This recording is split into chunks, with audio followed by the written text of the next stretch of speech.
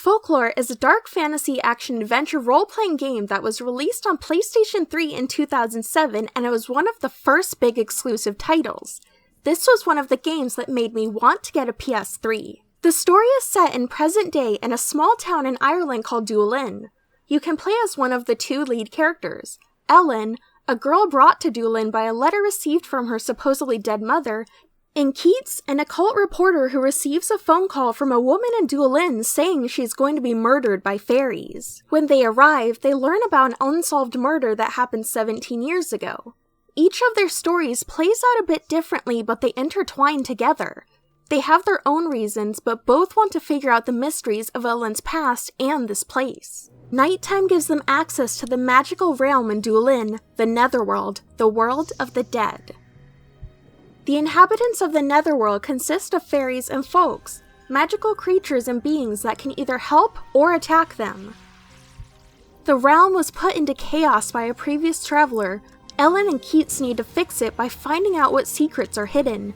By helping the dead, they can uncover more about the past. The daytime gameplay consists of exploring Doolin and interacting with other characters.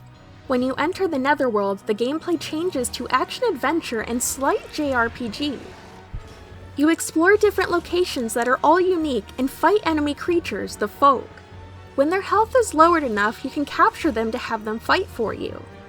There are many different folk to fight and fight with, and they all have different attacks. Depending on who you play as, there's certain folk only available for that character.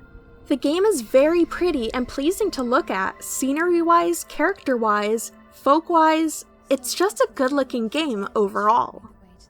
I really liked Ellen. She kinda reminded me of Jill Valentine from Resident Evil. Keats looks very unique and non-conventional for a male main character. He kinda reminds me of Yoshiki from Deathmark. All of the folk are very unique and different. There are plenty to choose for your favorite, and they fit perfectly into the dark fantasy aesthetic.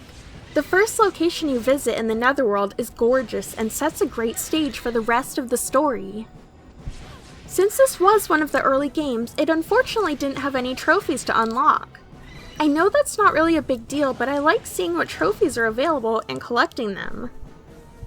It is also only available on PS3 in disc form. There is no digital download for it, which sucks if you don't have a PS3 and can't find a copy of the game, which is selling for a pretty high amount these days.